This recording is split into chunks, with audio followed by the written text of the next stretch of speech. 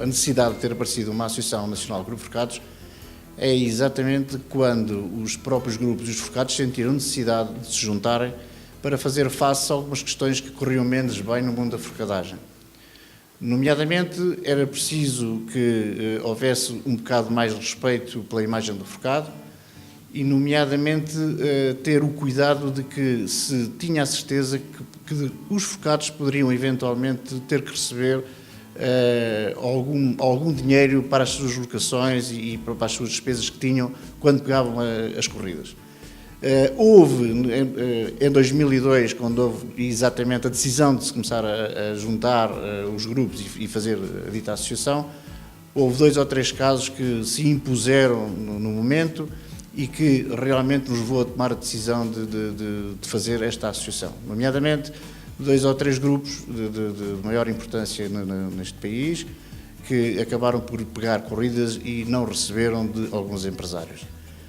Neste sentido, houve realmente vontade de se juntar uma série de grupos, nomeadamente que foram liderados, esta associação foi liderada pelo nosso amigo Rodrigo Correia de Sá e pelo Diogo Palha, e neste sentido houve aqui realmente abertura a 10 grupos, salvo erro, para haver vontade de se juntar e começar a fazer uma associação.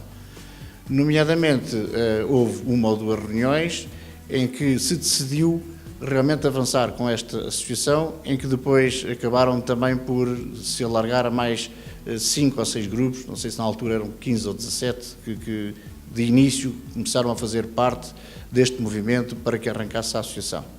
E, sem dúvida alguma, com estas dificuldades que todos nós, e eram transversais a todos os grupos focados, decidiu-se eventualmente avançar-se para esta associação, que, graças a Deus, em bom tempo se conseguiu fazer a associação, se conseguiu regularizar, tendo um tempo antes da sua oficialização, legalização, digamos assim, também funcionado, mas, sem dúvida, foi por aqui que partimos, foi por aqui que se decidiu começar e fazer esta associação, que até hoje ainda existe, e que realmente tem querido e tem pretendido, de alguma forma, defender o interesse superior dos forcados e tentar, de alguma forma, dar alguma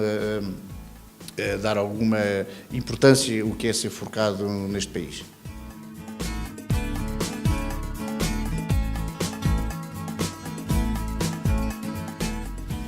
A NGF começou, efetivamente, o seu primeiro ano em 2002. Foi a primeira época em que a Associação de Forcados começou. Na altura, haviam 25 grupos associados. Neste momento, há 38 grupos associados e um deles é pré-associado. Portanto, há 37 efetivos e um pré-associado.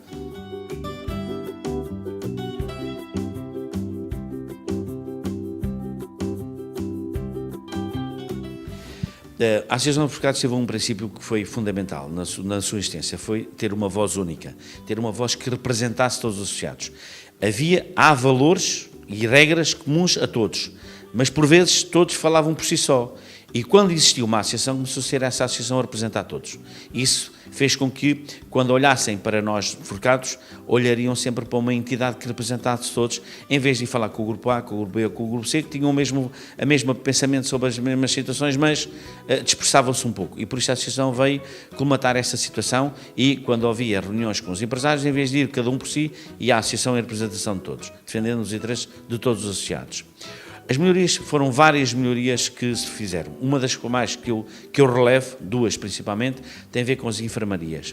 Se hoje em dia o atual decreto-lei obriga a ter com as enfermarias, aos forcados dizem respeito. Talvez por esses sejam os que utilizem mais as enfermarias, infelizmente. Que não queríamos que ninguém as utilizasse, mas nós somos aqueles que recorrentemente as mais utilizamos.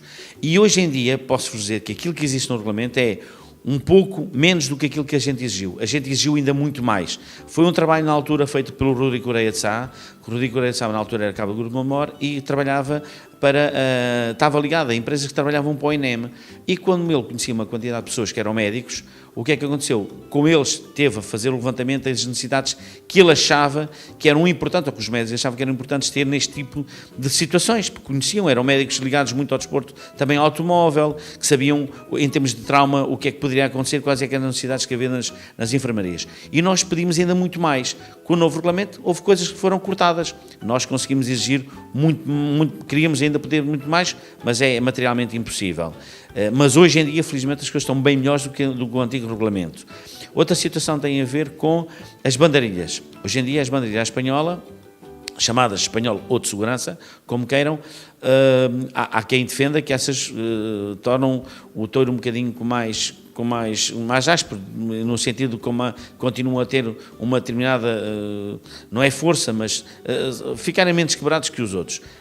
Porém, o que é verdade é que desde que as bandeirilhas, esta obrigação foi implementada, nunca mais me lembro de ver bandeirinhas espetadas nos forcados, nem forcados com rasgos na cara, provocados pelas bandeirilhas, porque a bandeirilha deixou de ser uma seta. Antes era uma seta, a ponta final estava cravada no pau, e por isso estar cravada no pau era uma seta, deixou de ser uma seta porque aquela parte é maleável.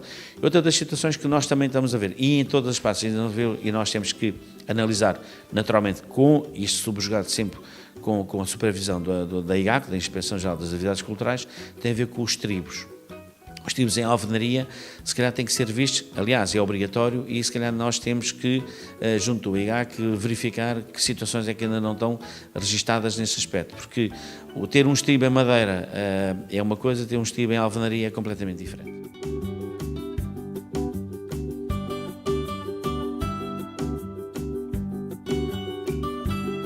Já foi apresentado um relatório, não tem sido apresentado nos últimos anos, não têm sido apresentados relatórios.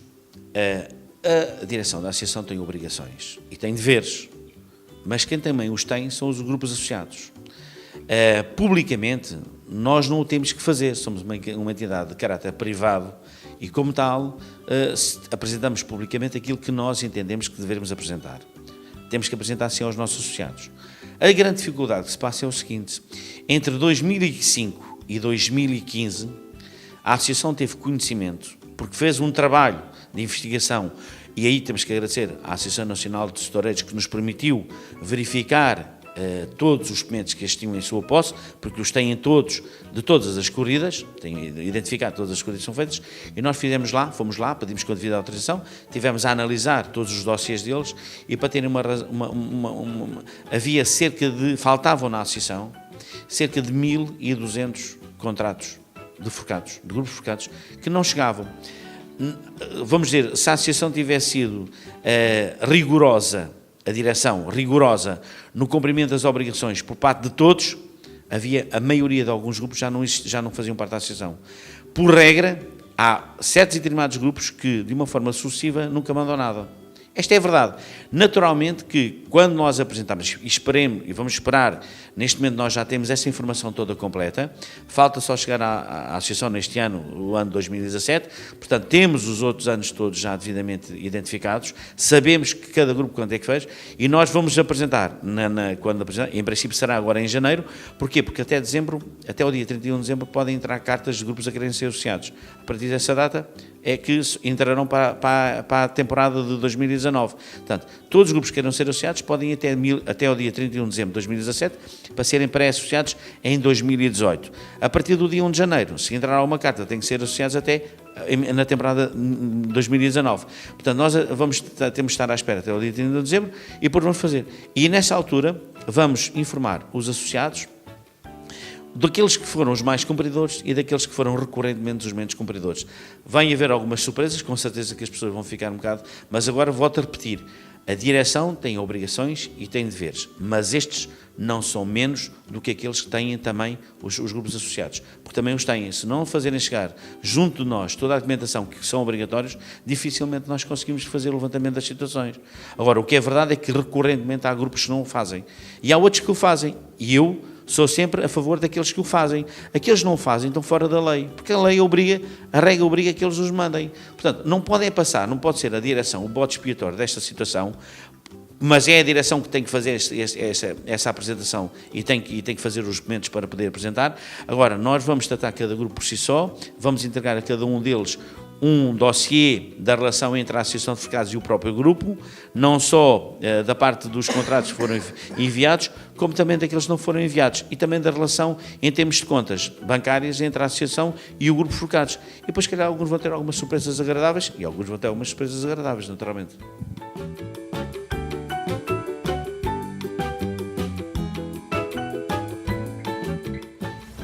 Por norma, há vários grupos que, por norma, nunca mandam nada.